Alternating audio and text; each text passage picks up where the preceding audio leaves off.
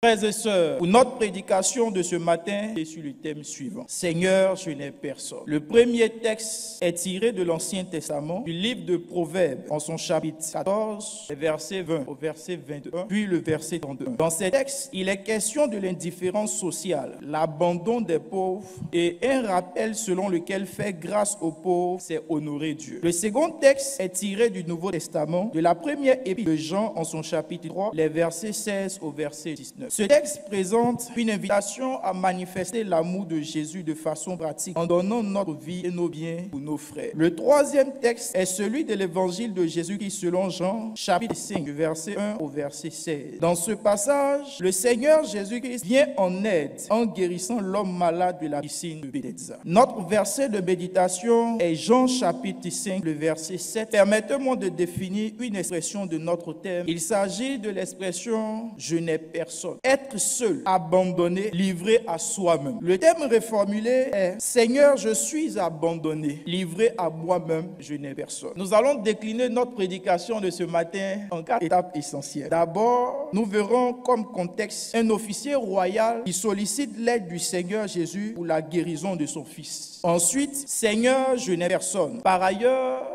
nous verrons quelle actualisation pour nous aujourd'hui et enfin nous aurons une conclusion. À Capernaum, qui n'était pas loin, se trouvait l'officier royal. La Bible dit que l'officier royal avait appris que le Seigneur Jésus était à Cana. Alors il va effectuer un déplacement de Capernaum à Cana et il va rencontrer le Seigneur Jésus pour lui dire « Ah, j'ai mon fils qui fait la fièvre. On a tout essayé, mais rien ne va. Viens avec moi, tu vas prier pour lui et puis il sera guéri. » Le Seigneur Jésus va dire à l'officier, vous les gens de l'armée là, c'est pas vous qui aimez d'abord voir les miracles et les prodiges avant de croire. Et l'officier va lui répondre, il faut descendre avec moi pour prier pour l'enfant avant qu'il meure. Jésus va dire, va, il est guéri. Donc avec beaucoup de difficultés, l'officier royal va croire. Le lendemain, il va prendre la route pour retourner à Capernaum. Et pendant qu'il était en chemin pour Capernaum, des serviteurs qu'il avait revenaient de Capernaum pour le même endroit où il est quitté. Et il y a eu un croisement.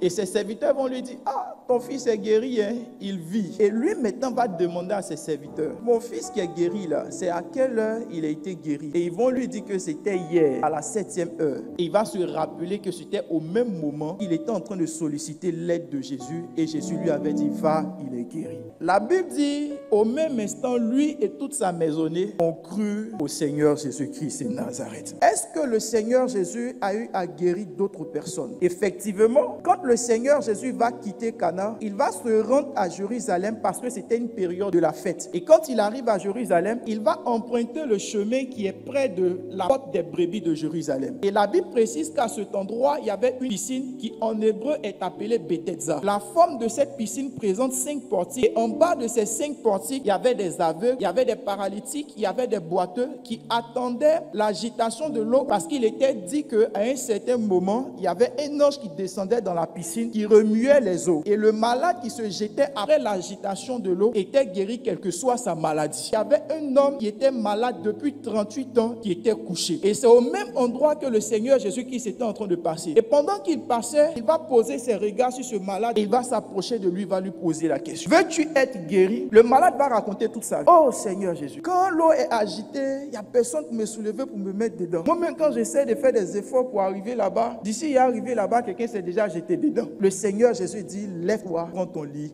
et marche. La Bible dit, aussitôt, il s'est levé. Il a soulevé en même temps son lit et il a commencé à marcher. Il met un point d'honneur sur 2 aspects. Le premier aspect, il dit qu'il y a des gens qui sont dans le besoin dans la communauté. Ces personnes qui sont dans le besoin dans la communauté ne sont pas différentes du malade auquel Jésus-Christ a apporté une aide. Ces personnes-là, vous qui avez les biens du monde là, vous pouvez les utiliser pour apporter à ceux qui sont dans le besoin. Il dit c'est une façon de pouvoir manifester notre amour. Mais il dit également c'est le moyen par lequel il est possible de pouvoir faire demeurer l'amour de Jésus-Christ dans notre vie. Il dit cette façon-là nous permet de savoir si tu aimes réellement le Seigneur Jésus ou pas. Voici un peu l'explication. La seule leçon que je peux faire ressortir de cette histoire, c'est quoi? C'est de pouvoir s'intéresser à des personnes qui se trouvent dans le besoin et leur exprimer l'amour que le Seigneur Jésus-Christ nous a exprimé en mourant à la croix de Golgotha et en ressuscitant le 3e jour. Premier point dans l'actualité. Quand on se sent seul, aucune présence humaine ne peut combler un vide qui est dans notre cœur, si ce n'est que la présence de Jésus. Le deuxième aspect que je voudrais toucher, c'est vrai, il y a Jésus. D'autres gens disent que dans une communauté, ceux qui ont les biens, ils n'ont qu'à se tourner vers ceux qui sont dans le besoin. On n'a pas dit vers les profiteurs, on dit ceux qui sont dans le besoin. Troisième point, Jésus nous dit qu'on peut aider, on peut assister les autres, mais on se taise. On le fait, c'est pour la gloire de Dieu. Que conclure? Quand tu n'as personne, il faut te tourner vers Jésus. Il est omnipotent, omniscient et omnipotent. C'est la meilleure présence. Et tu n'es pas sûr. Deuxième des choses, nous aussi, nous devons venir en aide à ceux qui sont dans le besoin. Voici le message d'aujourd'hui. Que Dieu nous bénisse.